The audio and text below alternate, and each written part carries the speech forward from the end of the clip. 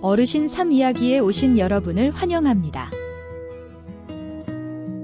이혼을 강요당해 집에서 쫓겨난 며느리가 빈손으로 나서려는 순간 시어머니가 보따리 하나를 던져주었고 그 장면에 모두가 얼어붙었다.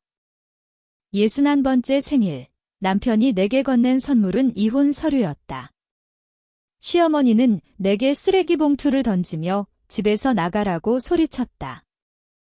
눈물을 훔치며 집을 나선 그날, 낡고해진 천꾸러미 속에 내 인생을 송두리째 뒤바꿀 충격적인 비밀이 들어있을 줄은 꿈에도 몰랐다. 벽시계 바늘이 숫자 5를 가리키자마자 나는 저절로 눈을 떴다. 지난 30년 동안 내 몸에 각인된 습관은 마치 잠재의식 속에 맞춰진 알람 시계처럼 단 1분의 오차도 허용하지 않았다. 옆자리에서는 훈 씨가 여전히 드르렁거리며 코를 골고 있었다. 어느새 65이 된 남편의 익숙하고도 거친 숨소리였다. 나는 그가 깰까 봐 조심스레 이불을 걷어내고 차가운 타일 바닥 위로 살금살금 발을 내디뎠다. 오늘은 특별한 날이다. 희끗희끗한 머리카락을 거울 앞에서 빗어넘기며 나는 마음속으로 되뇌었다. 오늘로 나는 딱 만 60세, 한국 나이로 환갑을 맞았다. 이 나이가 되면 보통은 자식들의 축하를 받으며 편안한 노후를 꿈꾼다고들 한다.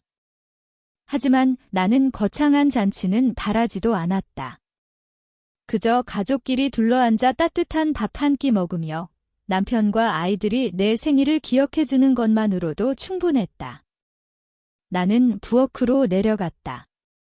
이곳은 지난 30년간 나의 영토이자 전쟁터였다. 무쇠솥에 남은 그을음 자국, 대리석 식탁 위에 미세한 균열 하나하나에 내 손길이 닿아 있었다. 오늘 아침 메뉴는 시어머니인 행여사님이 좋아하시는 진한 사골 갈비탕이다. 여든이 넘으신 어머님은 최근 들어 정신이 오락가락하셔서 치매기가 있다고들 하지만 내게는 갓 시집왔을 때 살림의 하나부터 10까지 가르쳐주신 존경스러운 분이었다. 도마 위에서 파 썰리는 소리가 경쾌하게 울려 퍼졌다. 사골을 푹 고아낸 육수의 구수한 냄새가 좁은 부엌을 가득 채웠다. 국물간을 보니 딱 알맞게 깊은 맛이 우러나 입가에 미소가 번졌다. 나는 어제 사온 새노란 프리지어 꽃병을 식탁 중앙에 놓아 분위기를 화사하게 바꾸고 정갈하게 수저를 놓았다. 아침 7시가 가까워지자 훈 씨가 느릿느릿 계단을 내려왔다. 짙은 와인색 실크 파자마 차림의 그는 여전히 잠이 덜 깬 얼굴이었지만 미간은 잔뜩 찌푸린 채였다. 그는 나를 본 채 만체하며 의자에 앉아 신문을 집어들었다. 나는 김이 모락모락 나는 갈비탕을 그 앞에 놓으며 부드럽게 말했다. 식기 전에 드세요. 오늘 당신이 좋아하는 양지 듬뿍 넣고 끓였어요. 훈 씨는 콧방귀를 뀌더니 신문을 식탁 위에 툭 던졌다.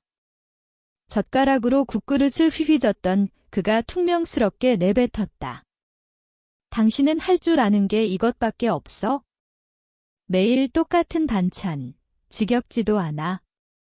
순간 내 얼굴에서 미소가 사라졌다. 나는 애써 침착함을 유지하며 대답했다. 당신이 국물 요리 좋아하니까 끓인 거죠.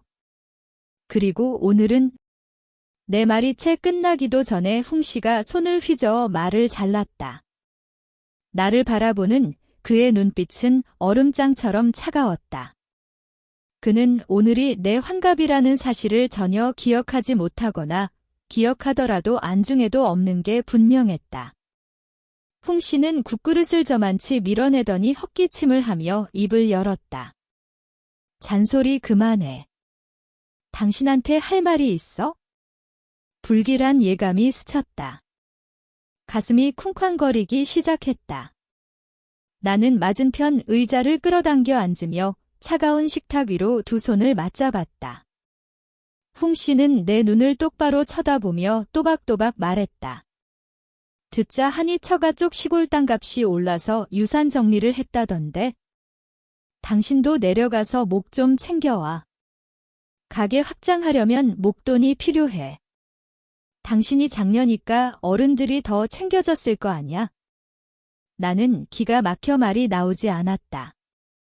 친정어머니는 작년에 돌아가셨고 늙으신 아버지를 모시는 건 동생들이었다.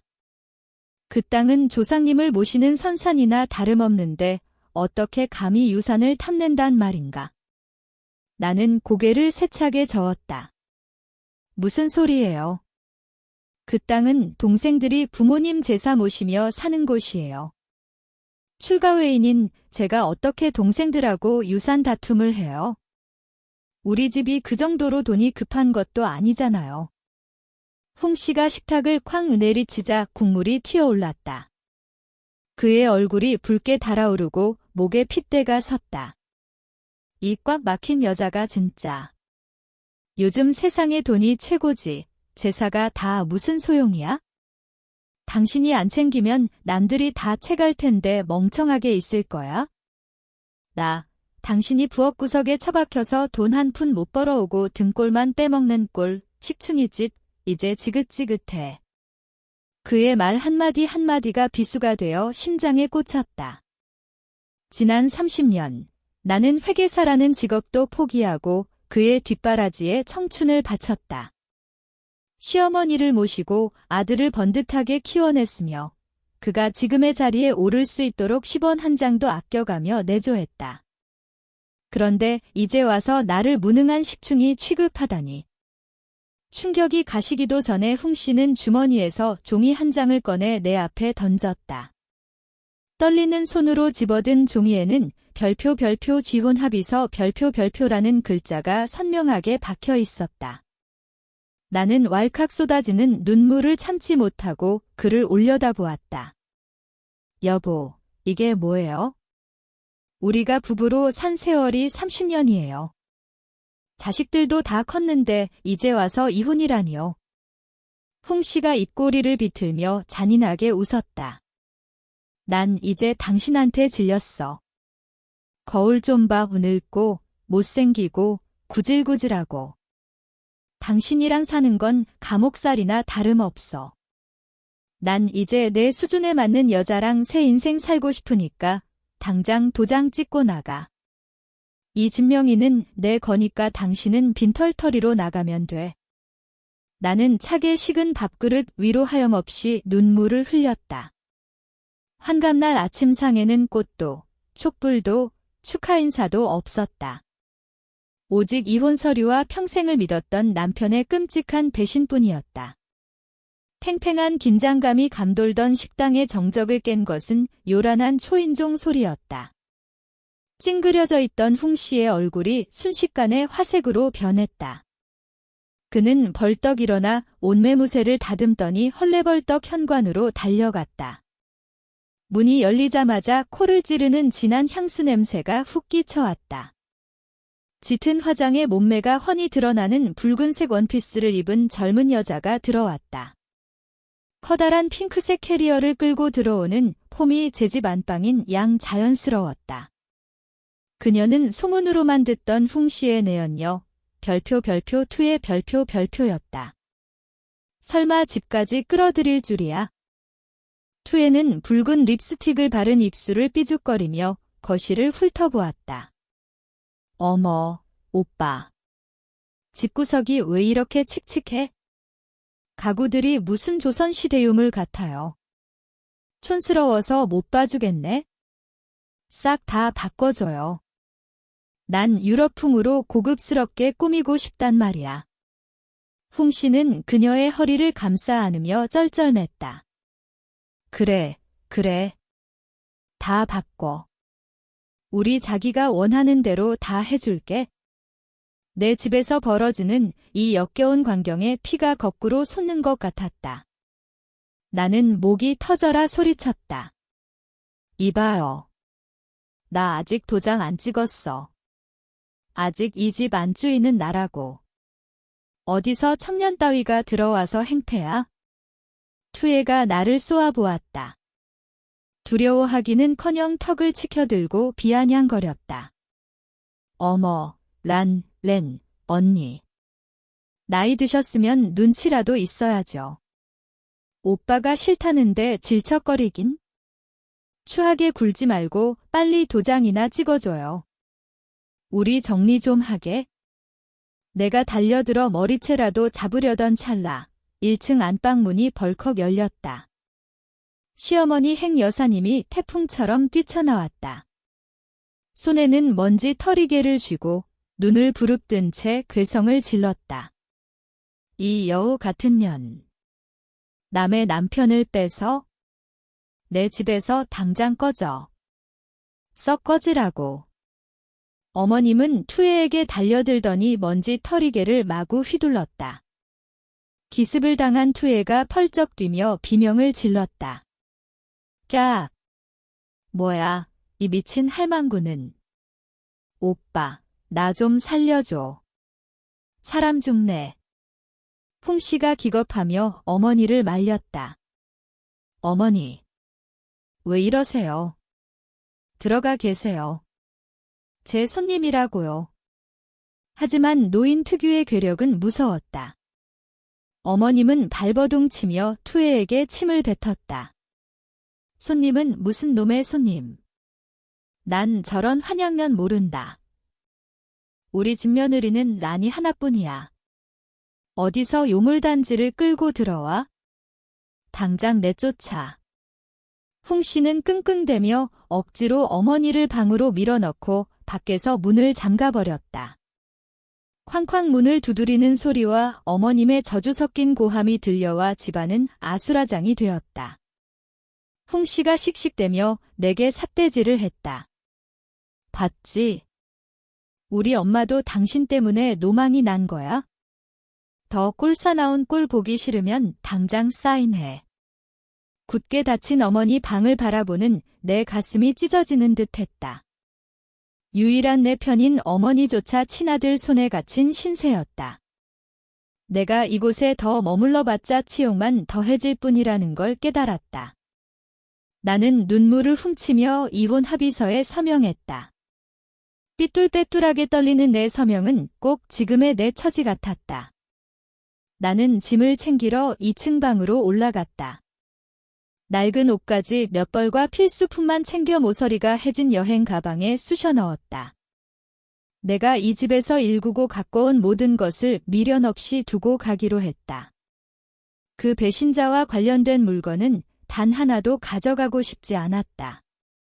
캐리어를 끌고 현관으로 나오니 투애는 소파에 다리를 꼬고 앉아 스마트폰을 보며 승리감에 도취된 미소를 짓고 있었다. 풍씨는 마치 알턴이가 빠진 사람처럼 홀가분한 표정으로 이혼 서류를 검토하고 있었다. 나는 투명 인간처럼 그들 곁을 지나쳤다. 막 현관문을 나서려는 찰나 굳게 닫힌 시어머니 방문 틈에서 달그락 소리가 났다. 행 여사님이 작은 쪽창으로 흙먼지가 잔뜩 묻은 낡고 지저분한 보찜 하나를 밖으로 휙 던지셨다.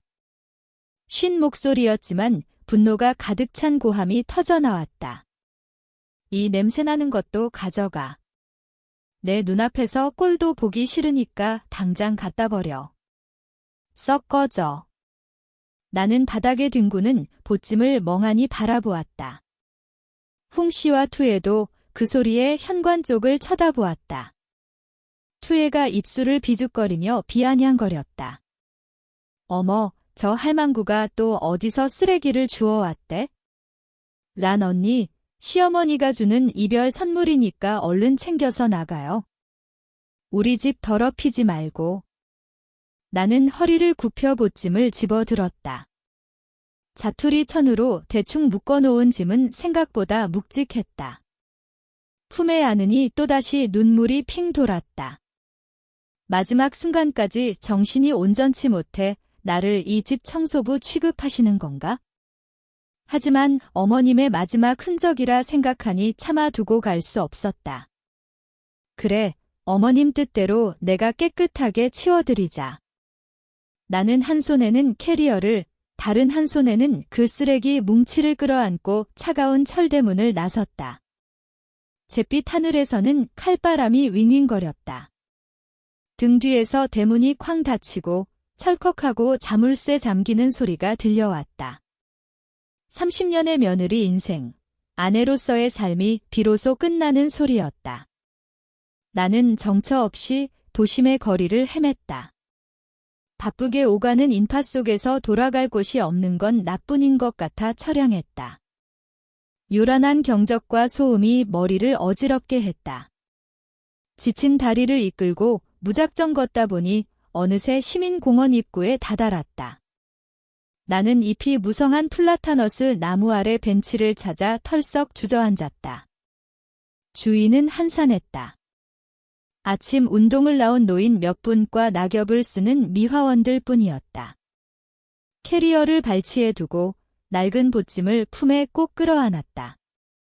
보찜에서 전해지는 미세한 온기만이 유일한 위로였다. 호수에서 불어오는 바람이 찼지만 내 마음속 한기에 비하면 아무것도 아니었다. 61, 한갑의 나이에 빈손으로 쫓겨난 신세. 집도, 남편도, 돈도 없었다. 앞날은 새벽 안개처럼 막막하기만 했다. 손에 들린 보찜을 내려다보니 헛웃음이 나왔다. 시어머니가 던져준 마지막 선물. 갖다 버리라고 하셨으니 아마 헌 옷가지나 잡동사니가 들어있겠지.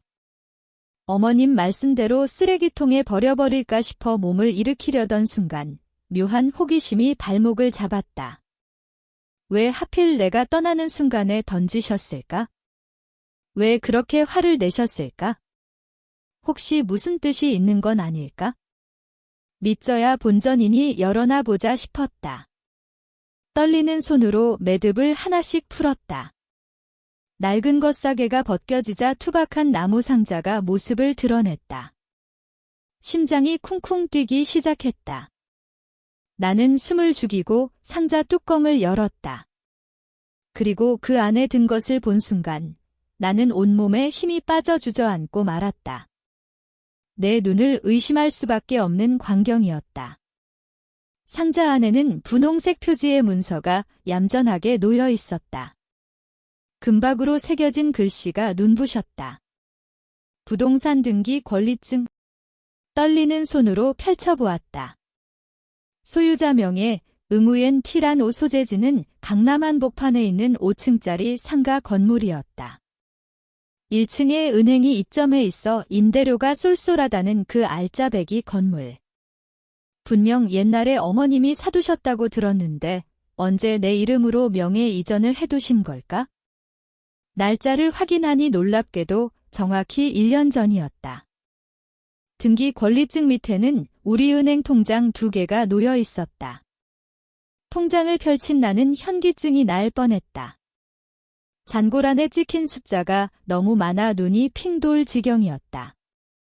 각 통장에 10억 원씩, 예금주 역시 나, 응우엔 티란이었다.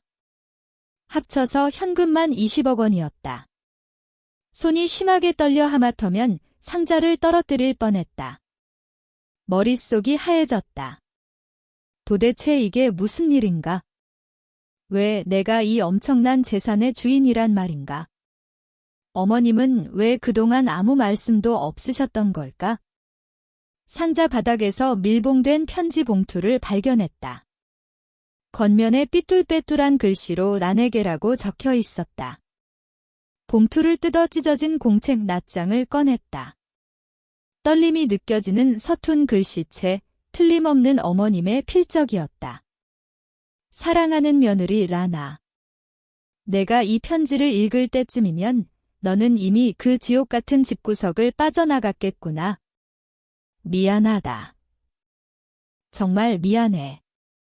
내 아들놈이 밖으로 나돌며 바람 피우는 건 진작 알고 있었지만 늙은이가 힘이 없어 자식 교육을 제대로 못 시켰다. 내가 정신이 온전할 때 손을 쓰지 않으면 내 평생 피땀 흘려 모은 재산이 저 여우 같은 년 손에 다 넘어갈까 봐 두려웠다. 그래서 나는 치매에 걸린 척 연기할 수밖에 없었어. 그래야 저것들이 나를 무시하고 방심할 테니까. 작년에 아직 거동이 편할 때 몰래 건물 명의도 바꾸고 내 이름으로 적금도 들어놨단다. 흥이는 멍청해서 꿈에도 모를 거다.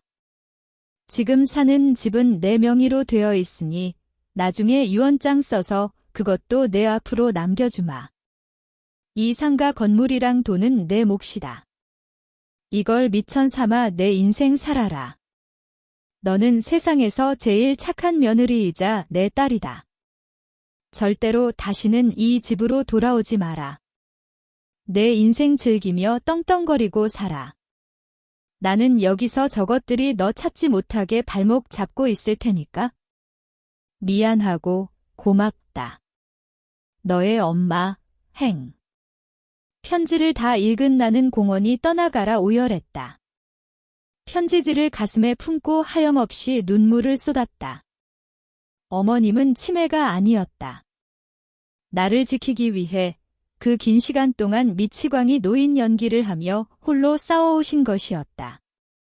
나를 때리는 척, 쓰레기를 던지는 척했던 그 모든 행동이 실은 남편과 내연녀의 눈을 피해 재산을 빼돌리기 위한 처절한 작전이었다니.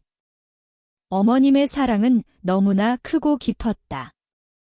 나는 평생 혼자 외롭게 버텨왔다고 생각했는데 실은 어머님이 언제나 내 뒤에서 방패막이가 되어주고 계셨던 것이다. 나는 무릎에 얼굴을 묻고 울고 또 울었다. 어머님이 가엾어서, 내가 불쌍해서, 그리고 그 사무치는 사랑에 가슴이 벅차올라서. 정오의 햇살이 나뭇잎 사이로 내리쬐어 내 어깨를 감쌌다. 나는 고개를 들고 눈물을 닦았다. 가슴 깊은 곳에서 뜨거운 결심이 솟구쳤다. 어머님이 목숨 걸고 만들어주신 기회다. 절대로 무너질 수 없다. 나는 반드시 보란듯이 성공해서 행복하게 살 것이다. 그리고 건강하게 버텨서 언젠가 반드시 저 지옥 구덩이에서 어머님을 구해낼 것이다. 나는 등기 권리증과 통장, 편지를 다시 상자에 소중히 넣고 보찜으로 단단히 쌌다. 그것을 캐리어 깊숙이 넣고 옷가지로 덮었다. 심호흡을 크게 하고 자리에서 일어났다. 여전히 찌푸린 하늘이었지만 내 눈앞에 펼쳐진 길은 환하게 빛나고 있었다. 나는 캐리어를 끌고 힘차게 발걸음을 옮겼다. 이제부터가 진짜 란 여사의 인생 시작이다. 택시가 조용한 골목길의 번듯한 주택 앞에 멈췄다. 나는 요금을 지불하고 캐리어를 끈 채 대문 앞에 섰다. 학창 시절부터 둘도 없는 단짝 친구, 꾹의 집이었다. 지난 세월, 시집살이의 서름을 유일하게 털어놓을 수 있었던 친구였다. 나는 떨리는 마음을 진정시키고 초인종을 눌렀다.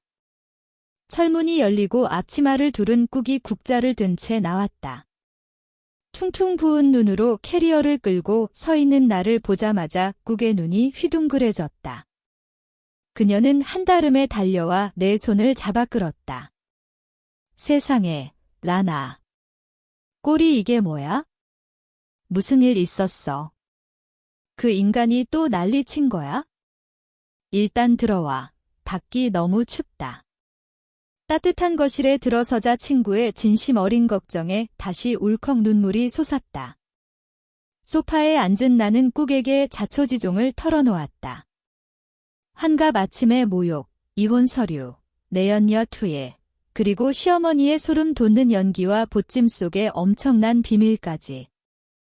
이야기를 다 들은 꾹은 한동안 멍하니 입을 다물지 못하다가 갑자기 허벅지를 탁 치며 박장대소했다. 세상에, 하늘이 도우셨네. 진짜 하늘이 도우셨어. 시어머니 정말 대단하시다. 소름 돋아. 얘야, 이제 내 액땜은 끝났어. 이제 꽃길만 걸을 일만 남은 거야. 꾹은 나를 부엌으로 데려갔다. 식탁 위에는 내가 좋아하는 오리 죽순탕과 바나나꽃 샐러드, 그리고 붉은 빛이 도는 약밥이 푸짐하게 차려져 있었다.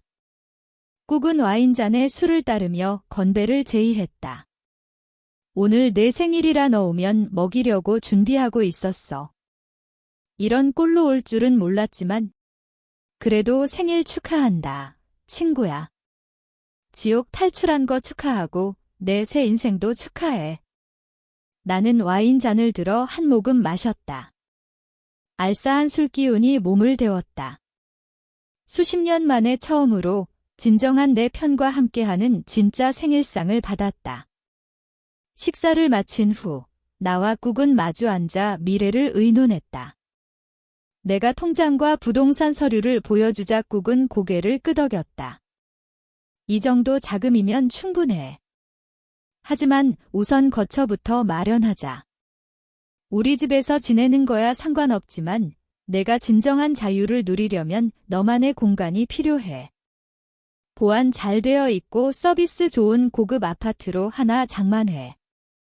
그동안 고생했는데 누릴 자격 충분하잖아. 꾹의 조언대로 나는 바로 다음 날부터 집을 보러 다녔다. 든든한 현금 덕분에 나는 한강이 내려다 보이는 고급 아파트 주상복합의 방 3개짜리 집을 망설임 없이 계약했다. 햇살이 가득 들어오는 거실 창 너머로 유유히 흐르는 강물이 한눈에 들어오는 꿈같은 집이었다. 난생 처음으로 누구의 눈치도 보지 않고 내 취향대로 커튼과 침구, 그릇 하나까지 직접 골랐다. 거처가 정해지자 좀이 쑤셨다. 평생 몸을 움직이며 살아온 데다 요리 솜씨 하나는 자신 있었기에 나는 꾹과 상의하여 집밥 스타일의 가정식 식당을 열기로 했다. 꾹도 대찬성이었다. 우리는 오피스 상권의 작지만 깔끔한 가게를 얻어 란 여산에 집밥기라는 간판을 달았다. 개업 날부터 손님들이 문전성시를 이루었다. 정성을 다해 만든 돼지고기 장조림, 생선조림, 꽃게 된장국 등은 손님들의 입맛을 사로잡았다. 정말 집에서 엄마가 해준 맛이에요. 라며 칭찬하는 손님들을 보며 나는 벅찬 희열을 느꼈다. 홍씨가 식충이라고 모욕했던 나는 더 이상 없었다. 나는 내 능력으로 돈을 벌고 타인에게 행복을 주는 당당한 사장님이 되어 있었다. 어느 주말 오후 꾹이 나를 백화점으로 끌고 갔다. 오늘부터 넌 완전히 다시 태어나는 거야? 찌질했던 옛날의 나는 잊어버려. 꾹의 손에 이끌려 고급 스파와 미용실을 거쳤다. 거울 속에 비친 내 모습은 낯설었다. 세련되게 다듬어 밤색으로 염색한 머리, 관리를 받아 윤기가 흐르는 피부. 나는 나조차 몰라볼 정도로 변해 있었다. 쇼핑도 멈추지 않았다. 예전 같으면 꿈도 못 꿨을 우아한 실크 원피스와 편안한 명품 구두를 샀다. 시장 바구니 물가를 걱정하며 옷 한 벌 사 입지 못하고 헌 옷을 기워 입던 지난 날들이 주마등처럼 스쳐 지나갔다. 이제 나는 새 옷을 입고 내 집 테라스에서 도시의 야경을 내려다보고 있다. 혈관을 타고 새로운 활력이 흐르는 게 느껴졌다. 나는 자유의 공기를 깊이 들이마시며 마음속으로 시어머니께 감사드렸다. 어머님, 저 이렇게 잘 살고 있어요. 어머님이 희생하신 목까지 제가 보란 듯이 행복하게 살게요. 평온하고 행복한 나날이 이어지던 어느 날 점심, 내 핸드폰이 요란하게 울렸다. 액정에 뜬 이름은 아들 투원이었다. 순간 가슴이 철렁했다. 내가 집을 나온 뒤로 안부 전화 한 통 없던 녀석이었다. 전화를 받자마자 투원의 다급한 목소리가 들려왔다. 엄마. 지금 당장 병원으로 오세요. 할머니가 응급실에 실려가셨어요. 의사 선생님 말씀이 영양실조가 심각해서 오늘 내일 하신대요. 들고 있던 국자가 바닥에 떨어져 요란한 소리를 냈다. 눈앞이 캄캄해졌다. 영양실조라니. 연금도 넉넉하고 홍씨와 그 부자라는 내연녀가 있는데 밥을 굶다니 이게 무슨 말도 안 되는 소리란 말인가. 나는 가게를 직원에게 맡기고 황급히 택시를 잡아타고 병원으로 달려갔다. 응급실 대기석에는 홍씨와 투예가 앉아 있었다. 홍씨는 고개를 푹 숙인 채 넋이 나간 표정이었고 투예는 다리를 꼬고 앉아 신경질적으로 스마트폰만 두드리고 있었다. 투원이 나를 발견하고 울먹이며 달려왔다. 엄마. 할머니 좀 가봐. 방금 중환자실로 옮기셨어. 나는 눈물을 훔치며 병실로 뛰어들어갔다. 침대 위에 누운 어머님의 모습에 심장이 멎는 것 같았다. 그토록 정정하고 풍채 좋으셨던 분이 지금은 피골이 상접하여 앙상한 뼈만 남아 있었다. 퀭한 눈, 툭 튀어나온 광대뼈, 나뭇가지처럼 마른 팔다리. 불과 몇 달 만에 어찌 이렇게 변하실 수가 있단 말인가. 나는 침대로 달려가 어머님의 앙상한 손을 잡았다. 손은 얼음장처럼 차가웠고 곳곳에 시퍼런 멍 자국이 선명했다. 나는 획 돌아보며 뒤따라 들어온 홍 씨를 쏘아보았다. 당신, 어머니를 어떻게 모셨길래 이 지경으로 만들었어? 눈이 있으면 좀 봐. 이게 산 사람 꼴이야? 해골이랑 다를 게 뭐냐고. 홍 씨는 내 시선을 피하며 더듬거렸다. 나는 바빴어. 간병인을 썼는데 그 여자가 그렇게 일을 개판으로 할 줄 누가 알았겠어. 옆에서 듣고 있던 투애가 끼어들었다. 목소리에는 짜증이 가득했다. 어머, 란 언니. 웃기지도 않네. 우리 돈 들여서 사람 써줬으면 됐지 뭘 더 바래요. 노인네가 치매라 밥 먹이기도 힘들고 성격도 오락가락하는데 누가 맞춰줘요? 의사 말로는 노화 때문에 기력이 쇠해서 그런 거라는데 왜 언니가 난리예요? 나는 분노로 몸이 떨렸다. 투애의 얼굴에 삿대질하며 소리쳤다. 입 닥쳐. 내가 나가기 전까지만 해도 어머니 건강하셨어. 피부도 고우셨다고. 근데 이 멍 자국들은 뭐야? 간병인이 그랬어? 아니면 내가 그랬어? 투애가 흠칫 놀라 뒷걸음질 쳤지만 여전히 뻔뻔하게 대꾸했다. 생사람 잡지 마요. 노인네들이 원래 여기저기 부딪히면 멍들고 그러는 거지? 내가 미쳤다고 똥오줌 받아내는 늙은이를 건드려요? 그때 링거를 교체하러 들어온 간호사가 싸늘한 표정으로 끼어들었다. 보호자분들, 조용히 하세요. 환자분 안정이 최우선입니다. 그리고 솔직히 말씀드리면 이건 방임 학대 수준이에요. 등에는 욕창이 심하고 영양실조 3단계입니다.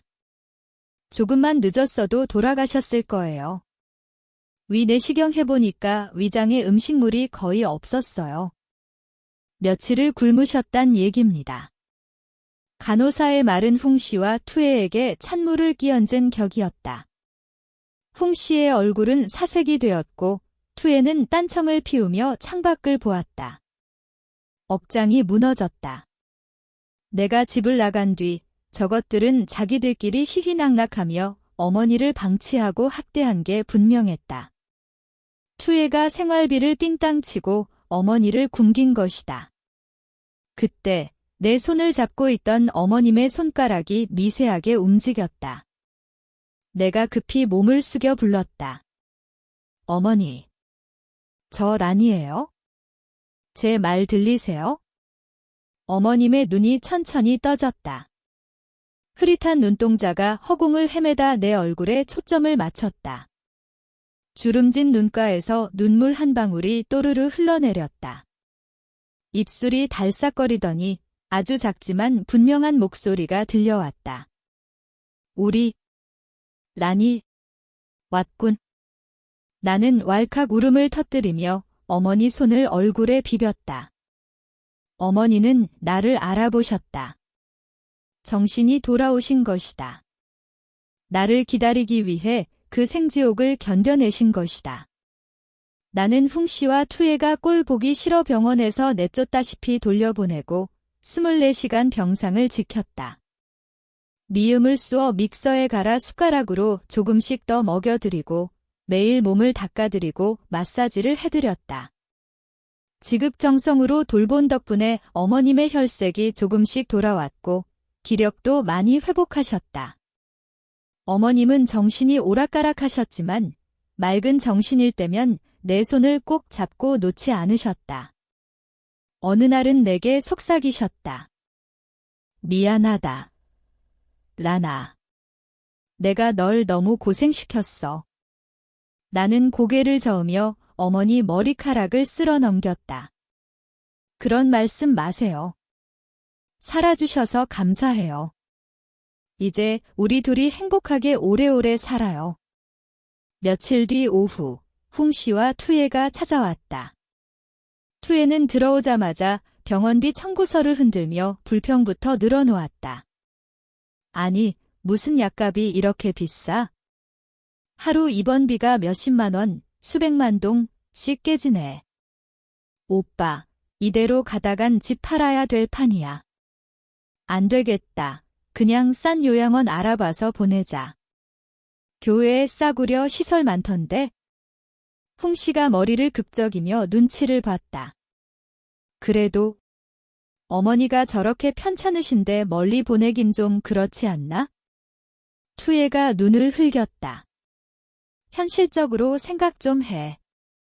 밑 빠진 독에 물 붓기도 아니고 언제까지 돈을 쏟아부을 거야? 어차피 살 만큼 사셨잖아. 쓸데없는 효자 코스프레 그만 좀 해. 투예의 패륜적인 막말에 내가 막 쏘아붙이려던 찰나였다. 감겨있던 어머님의 눈이 번쩍 떠졌다. 어머님은 젖먹던 힘까지 짜내어 손가락으로 투예를 가리켰다. 그리고 믿기지 않을 만큼 쩌렁쩌렁한 목소리로 호통치셨다. 이 천하의 몹쓸 년. 나를 꼬집고 굶기더니 이제는 고려장까지 시키려고 해? 나 아직 안 죽었다. 투예가 소스라치게 놀라며 얼굴이 백지장처럼 하얘졌다.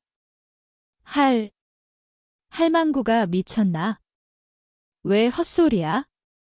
어머님은 홍씨를 노려보았다. 그 눈빛에는 깊은 실망과 분노가 서려 있었다. 그리고 너, 이 불효자식 놈아. 내 첩년이 애미를 학대하는데 쳐다만 보고 있었냐? 내가 낳은 게 자식이 아니라 짐승 새끼였구나. 홍씨는 고개를 푹 숙인 채 쥐구멍이라도 찾는 듯 했다. 어머님은 나를 보며 눈빛을 부드럽게 바꾸셨지만 목소리에는 단호함이 묻어났다. 라나, 당장 빈 변호사한테 연락해라. 유언장 작성해야겠다. 지금 당장.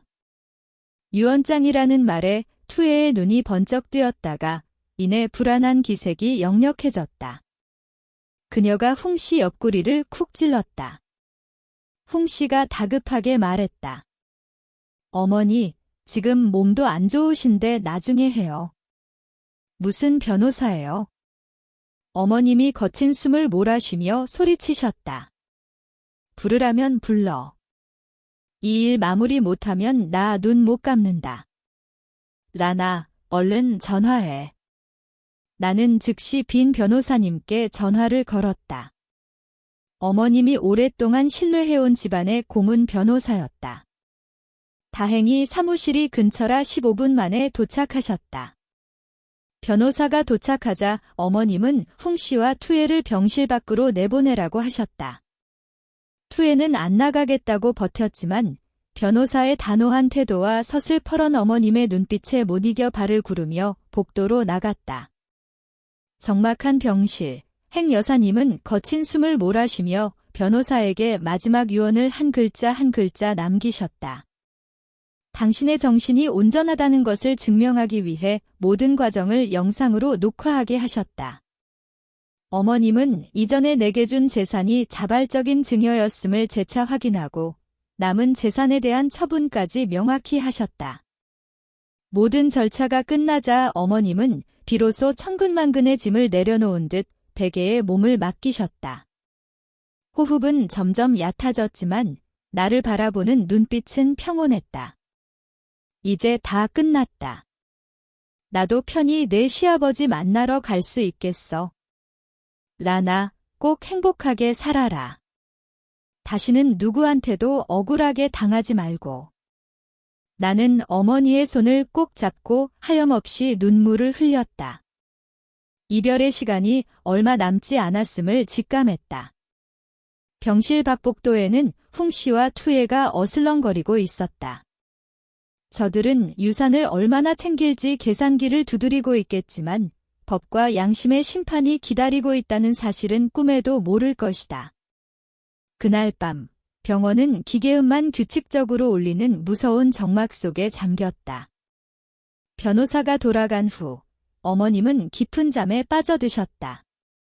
나는 앙상하게 마른 손을 잡고 연부를 외며 평안을 빌었다. 새벽녘 내 손 안에 있던 어머님의 손이 툭 하고 무거워졌다. 모니터의 심장박동 그래프가 일직선으로 바뀌며 날카로운 경고음이 울렸다. 어머님이 떠나셨다. 나뭇잎이 가지에서 떨어져 흙으로 돌아가듯 평온하고 조용한 마지막이었다. 나는 떨리는 손으로 어머님의 눈을 감겨드리고 홍씨에게 전화를 걸었다. 잠에 취해 짜증 섞인 목소리로 전화를 받은 그에게 짧게 부고를 알렸다. 그는 1초간 침묵하더니 전화를 뚝 끊어버렸다. 채 1시간도 안 되어 홍씨와 투애가 도착했다. 흰 천을 덮은 어머니의 시신을 보자마자 홍씨는 바닥에 무릎을 꿇고 통곡하기 시작했다. 병원이 떠나갈 듯한 울음소리였다. 옆에 선 투애도 손수건으로 눈가를 찍어내며 슬픈 척 연기했다. 하지만 나는 보았다. 그들의 눈에는 슬픔이 한 방울도 없었다. 홍씨의 통곡은 의사와 주위 사람들에게 보여주기 위한 효자 코스프레를 위한 쇼일 뿐이었다. 장례는 일사천리로 진행됐다. 빈소는 어머님이 평생을 사신 본가에 차려졌다. 홍씨와 투애는 장례를 성대하게 치렀다. 제일 비싼 화환으로 입구를 도배하고 조문객을 맞을 천막을 골목 전체에 쳤다. 투애는 세련된 검은색 상복을 입고 화장은 옅게 했지만 여전히 명품으로 치장한 채 안주인 노릇을 했다. 조문객들 앞에서 싹싹한 며느리 연기를 하는 꼴이 가관이었다. 조문객은 홍씨의 사업 파트너나 투애의 친구들이 대부분이었다. 그들은 고인을 추모하기보다는 이 집안의 재력을 탐색하고 수군거리기에 바빴다. 홍씨는 상주 자리에 서서 슬픈 표정을 짓다가도 틈만 나면 투애와 귓속말을 나누며 눈을 번뜩였다. 조문객 많이 불러야 부조금으로 본전 뽑지. 장례 끝나면 이 집 바로 내놓자 이 투애의 목소리가 언뜻 들려왔다. 나는 어두운 색 옷을 입고 빈소 구석에 그림자처럼 서 있었다. 며느리로서 상복을 입고 상주 노릇을 하고 싶었지만 하얀 상복을 집어드는 순간 투애가 낚아채 갔다. 그녀는 나를 벌레 보듯 하며 쏘아붙였다. 란 언니, 왜 이래요? 이혼 도장 찍었잖아요. 이제 남남인데 무슨 자격으로 상복을 입어요? 사람들한테 콩가루 집안이라고 광고할 일 있어요? 홍씨도 거들었다. 투의 말이 맞아. 문상만 하고 가. 괜히 나대서 내 손님들 불편하게 하지 말고 구석에 처박혀 있어. 오늘은 중요한 날이니까 실수하지 마. 나는 입술을 깨물며 뒤로 물러섰다. 30년을 모신 어머니인데 마지막 가시는 길에 상복조차 입을 수 없다니. 억장이 무너졌지만 참아냈다. 어머니는 내 마음을 다 아실 것이다. 나는 문 뒤에 숨어 향 연기 속에 웃고 계신 영정 사진을 바라보며 눈물을 삼켰다. 이틀간의 장례식 동안 나는 유령 취급을 받았다. 옛 이웃들은 투애가 며느리 자리를 차지한 것을 보고 수근거렸다. 나를 알아본 어머니의 옛 친구분들만이 몰래 다가와 내 손을 잡고 위로해 주셨다. 발인 전날 밤, 조문객이 뜸해지자 홍씨와 투애는 거실에 앉아 부조금 봉투를 뜯기 시작했다. 고요한 밤에 돈 세는 소리와 종이 찢는 소리만 건조하게 울려 퍼졌다. 투애는 두툼한 봉투를 발견할 때마다 낄낄거렸다. 오빠, 이번 장례 대박이야. 홍씨도 흐뭇해하며 맞장구 쳤다. 어머니 가시고 집 팔고 이것까지 합치면 투자금은 충분하겠어. 툇마루에 앉아 그 소리를 듣는 내 마음은 시베리아 벌판보다 차가웠다. 시신이 식기도 전에 돈 계산부터 하는 금수만도 못한 인간들. 나는 밤하늘을 올려다보며 맹세했다. 절대로 당신들 뜻대로 되지 않게 하겠다고. 어머니의 억울함을 풀고 반드시 대가를 치르게 하겠다고. 발인 날, 비가 억수같이 쏟아졌다. 홍 씨는 관 앞에서 지팡이를 짚고 아이고 아이고 곡을 하며 사람들의 부축을 받았고 투에도 실신한 척 연기를 펼쳤다. 나는 빗물에 섞여 흐르는 눈물을 닦으며 행렬의 맨 뒤에서 조용히 어머니를 배웅했다. 시간은 흘러 어느덧 49제가 다가왔다. 고인의 영혼이 이승을 떠나는 날이자 빈 변호사가 유언장을 공개하기로 한 날이었다. 그날 아침 본가 거실에는 팽팽한 긴장감이 감돌았다. 홍 씨와 투에는 일찍부터 정장 차림으로 와 있었다. 홍 씨는 상석에 앉아 다리를 떨며 여유를 부렸다. 외동아들인 자신이 모든 유산을 상속받는 건 당연하다고 믿는 눈치였다. 나와 꾹이 들어서자 투에가 비아냥거렸다. 어머, 란 언니도 왔어요. 눈치 없이 낄 때 안 낄 때 구분 못하네. 여기서 떼쓴다고 콩고물이라도 떨어질 줄 알아요? 법적으로 이혼한 며느리는 상속권 없어요. 나는 대꾸할 가치도 없다는 듯 무시하고 재단에 향을 올린 뒤 구석자리에 앉았다. 잠시 후 빈 변호사가 검은 가방을 들고 들어왔다. 그의 표정은 냉정했다. 홍 씨가 거만하게 말했다. 변호사 양반, 빨리 끝냅시다. 뻔한 거 아니요. 내가 상주니까 내가 다 받는 거 바쁜 사람 붙잡고 시간 낭비하지 말고 요점만 말해줘요. 빈 변호사는 안경을 치켜올리며 홍 씨를 똑바로 쳐다보았다. 홍 선생님, 그리고 란 여사님. 저는 고행 여사님의 마지막 유지를 집행하러 왔습니다. 이 유언장은 고인이 명료한 의식 상태에서 작성했으며 법적 효력은 완벽합니다. 홍 씨는 손을 휘저었다. 알았으니까 재산 분할 내용이나 읽어보쇼. 빈 변호사는 봉인을 뜯고 서류를 꺼내 낭독했다. 나, 응우엔 티행은 내 재산을 다음과 같이 분할한다. 첫째, 현재 거주 중인 주택 및 내부 가재도구 일체. 둘째, 은행 계좌에 남은 현금 전액.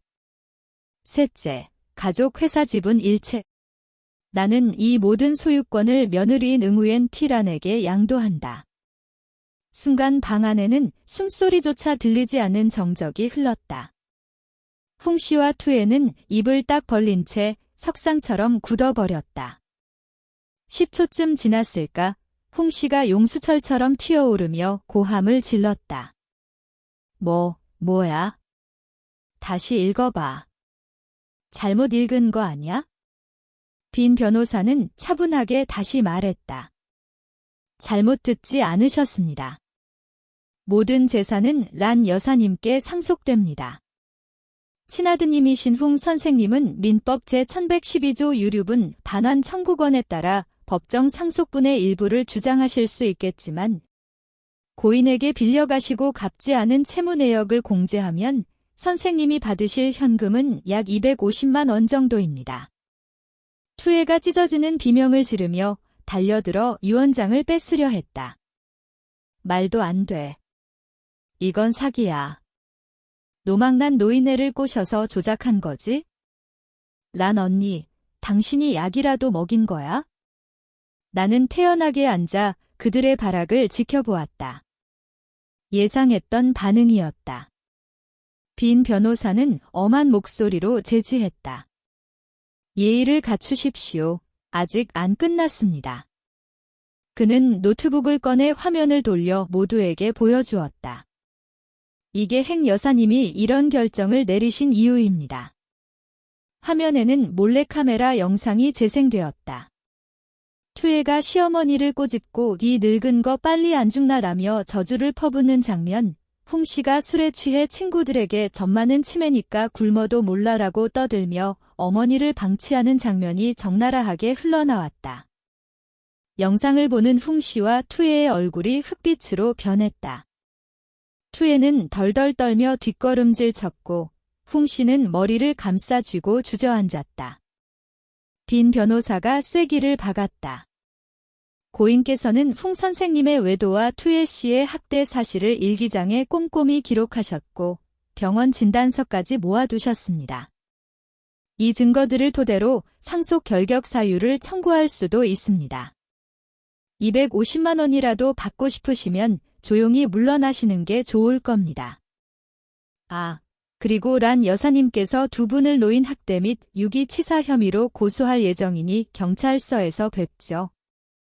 사색이 된 두 사람을 뒤로하고 나는 자리에서 일어났다. 통쾌했다. 하늘에 계신 어머님, 이제 편히 쉬세요. 며느리가 다 해결했습니다. 홍 씨가 고개를 들었다. 붉게 충혈된 눈에 살기가 번뜩였다. 그가 짐승처럼 으르렁거렸다. 안 믿어. 절대 인정 못해. 이건 다 너희들이 짠 거야. 란, 내년이 변호사랑 짜고 사기친 거지? 내가 고소할 거야. 법정에서 콩밥 먹게 해줄 테니까 두고 봐. 내 재산은 10원 한 장도 못 뺏겨. 그가 나를 치러 달려들었지만 꾹과 빈 변호사가 재빠르게 앞을 가로막았다. 꾹이 홍 씨에게 삿대질하며 고함쳤다. 홍 씨, 양심이라곤 눈꼽만큼도 없소?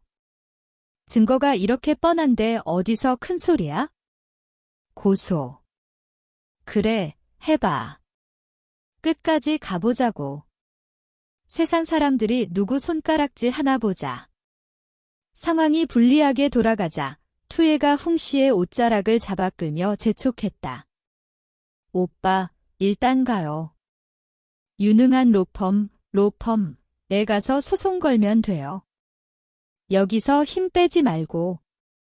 수십억짜리 재산을 이렇게 뺏길 순 없잖아요. 홍 씨는 분을 사기며 내게 삿대질을 해댔다. 두고 봐, 아직 안 끝났어. 내 거 다 찾아올 테니까. 두 탐욕스러운 인간은 그렇게 도망치듯 사라졌다. 남겨진 것은 난장판이 된 현장과 그들의 찌질한 뒤태뿐이었다. 나는 유언장을 쥔 채 어머님의 영정사진을 바라보았다. 또다시 눈물이 핑 돌았다. 싸움은 끝나지 않았다. 이제 시작일 뿐이다. 내 명예와 어머님의 정의를 위해 나는 절대로 물러서지 않을 것이다. 홍 씨의 협박은 빈말이 아니었다. 유언장 공개 일주일 후 나는 서울중앙지방법원에서 날아온 소장을 받았다. 홍 씨는 유명한 대형 로펌을 선임해 지원 무효 소송을 제기했다. 사유는 어머님이 유언장 작성 당시 심신미약 피성년 후견인 상태이었으며 내가 어머님을 회유하고 협박했다는 것이었다. 그는 온갖 추잡한 짓을 서슴지 않았다. SNS와 인터넷 커뮤니티에 나를 재산 노리고 시어머니에게 약 먹인 독한 며느리라고 비방하는 글을 퍼뜨렸다. 악의적인 소문은 꼬리에 꼬리를 물고 퍼져내 식당 란 여산의 집밥까지 영향을 미쳤다. 단골 손님들조차 나를 의심스러운 눈초리로 쳐다보기 시작했다. 꾹은 밥도 못 먹고 걱정했지만 나는 이상하리만큼 침착했다. 사필귀정이야. 진실은 절대 변하지 않아. 재판 당일 하늘은 금방이라도 폭우를 쏟아낼 듯 잿빛이었다. 나는 빈 변호사 꾹과 함께 당당하게 법정에 들어섰다. 반대편 피고석에는 홍 씨와 투애가 득의양양한 표정으로 앉아 있었다. 그들 옆에는 승소율 100%를 자랑한다는 일명 독사라 불리는 변호사가 거만하게 앉아 있었다. 팽팽한 긴장감 속에 재판이 시작됐다. 홍 씨 측 변호사가 먼저 포문을 열었다. 그는 몇 년 전 어머님이 건망증으로 병원을 찾았을 때의 진료 기록을 증거로 제시하며 맹공을 퍼부었다. 존경하는 재판장님, 원고는 고인의 유일한 혈육입니다. 친어머니가 아들에게 유산을 남기지 않는다는 건 인륜에 반하는 일입니다. 고인은 80세 고령의 치매 초기 증상까지 있었습니다. 이혼한 며느리에게 전 재산을 넘긴다는 건 피고가 심신이 미약한 노인을 조종했다고 볼 수밖에 없습니다. 홍 씨는 끄덕거리며 맞장구를 쳤고 투에는 나를 보며 비웃음을 흘렸다. 방청석이 술렁거렸다. 나를 비난하는 듯한 수군거림에 나는 벼랑 끝에 선 기분이었다. 이제 우리 차례였다. 빈 변호사가 천천히 자리에서 일어났다. 상대방의 공격적인 태도와 달리 그의 목소리는 차분하고 깊었다. 재판장님, 원고 측은 오래된 진료 기록과 주관적인 추측에만 의존하고 있습니다. 진실을 밝히기 위해 저희는 유언장 작성 당시에 가장 확실하고 직접적인 증거를 제출하겠습니다. 빈 변호사는 병실에서 촬영된 영상을 스크린에 띄웠다. 대형 화면 속 어머님은 비록 몸은 야위었지만 눈빛은 형형했고 목소리는 또렷했다. 신경정신과 전문의와 공증인의 질문에 어머님은 이름, 주소, 재산 내역, 그리고 자신의 의지까지 한치의 오차도 없이 대답하셨다. 특히 어머님이 카메라를 정면으로 응시하며 남긴 말은 압권이었다. 내 정신은 멀쩡하다. 내 아들에게 재산을 안 주는 이유는 그 놈이 불효자식이고 첩이랑 짜고 나를 학대했기 때문이다. 내 며느리 라니는 나를 진심으로 사랑하고 돌봐준 유일한 사람이다. 나는 내 의지로 모든 것을 며느리에게 준다. 아무도 강요하지 않았다. 법정 안은 찬물을 끼얹은 듯 조용해졌다.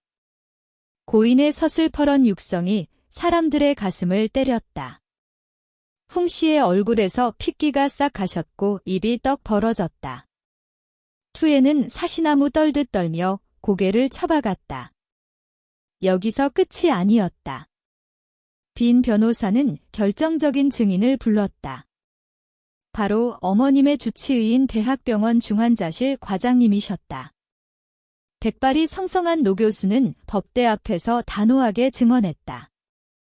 의사로서의 명예를 걸고 단언컨대 유언장 작성 당시 환자분은 의학적으로 완벽한 의식 명료 상태였습니다. 인지 능력 검사 결과도 정상이었고요. 치매라니 말도 안 되는 소리입니다. 마지막으로 빈 변호사는 스모킹건 결정적 증거를 꺼내 들었다. 어머님의 친필 일기장과 투에가 어머님을 학대하는 CCTV 영상이 공개됐다. 노인을 꼬집고 밥을 굶기는 잔인한 장면에 방청석 곳곳에서 탄식과 분노의 욕설이 터져나왔다. 재판장이 의사봉을 두드리며 정숙을 외쳐야 할 정도였다. 홍 씨 측의 논리는 산산조각이 났다. 천하의 독사 변호사도 고개를 절레절레 흔들며 서류를 덮어버렸다. 패배를 직감한 것이다. 긴 휴정 시간이 지나고 판결 선고가 내려졌다. 판사의 목소리가 엄숙하게 울려 퍼졌다. 증거와 증언을 종합할 때 고행 여사의 유언장은 적법하며 고인의 진정한 의사를 반영한 것으로 판단된다. 따라서 원고 홍 씨의 청구를 기각한다. 주문. 피고 응우엔 T라는 유언장에 명시된 모든 재산의 유일한 합법적 상속인임을 확인한다. 소송 비용은 전액 원고가 부담한다. 아울러 재판부는 원고와 투에 씨의 노인복지법 위반 및 존속학대 혐의에 대해 수사기관에 고발 조치하도록 하겠다. 와. 법정 안에서 박수가 터져나왔다. 나는 꾹을 끌어안고 펑펑 울었다. 드디어 정의가 실현되었다. 억울한 누명이 벗겨졌고 무엇보다 하늘에 계신 어머님의 뜻이 지켜졌다. 반대편 피고석의 홍 씨는 마치 녹아내린 양초처럼 의자에 널브러져 있었다. 투에는 쥐새끼처럼 도망치려다 사람들의 따가운 시선에 가로막혔다. 이 승리는 단순한 재산 다툼의 승리가 아니었다. 짓밟힌 내 자존심과 세상의 정의를 되찾은 위대한 승리였다. 법원을 나서는 내 머리 위로 비갠 뒤에 찬란한 햇살이 쏟아져 내렸다. 구름 사이로 비치는 황금빛 태양은 나의 눈부신 미래를 축복하는 듯 했다. 나는 가슴을 활짝 펴고 깊은 숨을 들이마셨다. 그날의 통쾌한 승소 이후 내 인생은 탄탄대로를 달렸다. 반면 홍씨와 투에의 인생은 끝없는 나락으로 추락했다. 인과응보란 바로 이런 것일까? 죄지은 자에게 벌은 생각보다 빠르고 가혹하게 찾아왔다. 재판에서 진홍씨는 유산은커녕 막대한 소송 비용까지 떠안게 되었다. 벼랑 끝에 몰린 그는 투에의 꼬드김에 넘어가 남은 돈과 사채까지 끌어다 코인, 가상화폐에 놀인했다. 일확천금을 노린 최후의 발악이었다. 하지만 하늘은 악인의 편이 아니었다. 코인 거래소가 폐쇄되면서 그는 하룻밤 사이에 알거지가 되었다. 내가 살던 그 집, 홍씨가 나를 쫓아냈던 그 집마저 은행 경매로 넘어가 버렸다. 강제 집행이 이루어지던 날, 동네는 아수라장이 되었다고 한다. 더 비참한 건 사람의 배신이었다. 홍씨가 빈털터리가 되자 영원한 사랑을 맹세했던 투에의 본색이 드러났다. 그녀는 홍씨가 금고에 숨겨둔 마지막 비상금과 폐물, 명품 시계까지 몽땅 털어 야반도주했다. 환갑 넘은 늙은 애인을 빚더미 속에 버려두고 홀연히 사라진 것이다. 홍씨는 하루아침에 노숙자 신세가 되어 빚쟁이들을 피해 달동네 쪽방촌을 전전하는 신세로 전락했다. 반면 내 가게 란 여산의 집밥은 날로 번창했다. 맛도 맛이지만 시련을 딛고 일어선 여사장의 인생 스토리가 입소문을 타면서 손님들의 발길이 끊이지 않았다. 나는 눈코 뜰 새 없이 바빴지만 행복했다. 어느 으스스한 겨울 오후, 진눈깨비가 날리는 날이었다. 계산대에서 정산을 하고 있는데 직원이 곤란한 표정으로 달려왔다. 웬 거지가 가게 앞에서 서성거리며 영업을 방해한다는 것이었다. 나는 한숨을 쉬며 따뜻한 도시락 하나를 챙겼다. 적선하는 셈 치고 보내려 했다. 하지만 문을 열고 나간 순간 나는 들고 있던 도시락을 떨어뜨릴 뻔했다. 처마 밑에 웅크리고 선 남루한 행색의 남자. 덥수룩한 수염, 흑투성이 옷, 초점 잃은 눈동자. 그는 불과 몇 달 전만 해도 떵떵거리던 사장님, 바로 홍씨였다. 10년은 늙어버린 듯 굽은 등과 퀭한 눈은 예전의 위세라곤 찾아볼 수 없었다. 나를 본 홍씨의 다리가 후들거렸다. 그는 손님들이 보는 앞에서 털썩 무릎을 꿇었다. 빗물과 눈물로 범벅이 된 그의 얼굴이 일그러졌다. 그가 갈라진 목소리로 애원했다. 여보, 라나. 내가 잘못했어. 내가 죽을 죄를 지었어.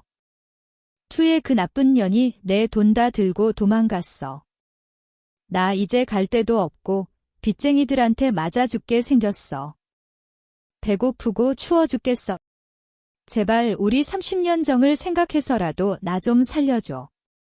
당신이 하라는 대로 다 할게. 제발 다시 받아줘. 나는 내 발 아래 무릎 꿇은 전 남편을 내려다보았다. 한때는 하늘처럼 섬겼던 남자. 그러나 이제는 길가에 굴러다니는 돌멩이보다 못한 존재. 가슴속에서 증오도 사랑도 느껴지지 않았다. 그저 한심한 인간에 대한 싸늘한 연민과 씁쓸함만이 남았다. 나는 한 걸음 뒤로 물러서며 그와 거리를 두었다. 깊게 숨을 들이마신 뒤 차분하지만 단호한 목소리로 말했다. 홍씨, 일어나세요. 이러지 마요. 사람들이 쳐다봐요. 꼴사납게 이게 무슨 짓입니까? 홍씨는 여전히 무릎을 꿇은 채 내 바짓단을 잡으려고 허우적거렸다. 당신이 용서해줄 때까지 안 일어날 거야? 란, 여보. 당신 마음 약한 거 내가 다 알아. 남보다 못한 사람한테도 잘해주는 사람이잖아. 남편이 길바닥에서 객사하게 둘 거야? 응. 나는 그의 손을 매몰차게 뿌리치고 눈을 똑바로 쳐다보며 또박또박 말했다. 착각하지 마요. 옛날에 그 순종적이고 멍청했던 나는 당신이 집에서 내쫓던 그날 이미 죽었어요. 지금 당신 앞에 있는 사람은 오직 나 자신을 위해, 내 기쁨을 위해 사는 드무엔 티란이에요. 우리 사이의 부부의 연은 당신이 이혼 서류에 도장을 찍고 당신 어머니를 마음속에서 지워버린 순간 끝났습니다. 풍 씨는 멍한 표정으로 입만 뻥긋거릴 뿐 아무 말도 하지 못했다. 나는 직원에게 5만 원권, 약 50만 동, 한 장을 가져오라고 했다. 나는 따뜻한 도시락 위에 지폐를 얹어 풍 씨의 손에 쥐어주었다. 이건 내가 당신에게 베푸는 마지막 밥 한 끼예요. 예정을 생각해서 드리는 마지막 호의라고 생각하세요. 이 돈으로 며칠은 버티겠죠?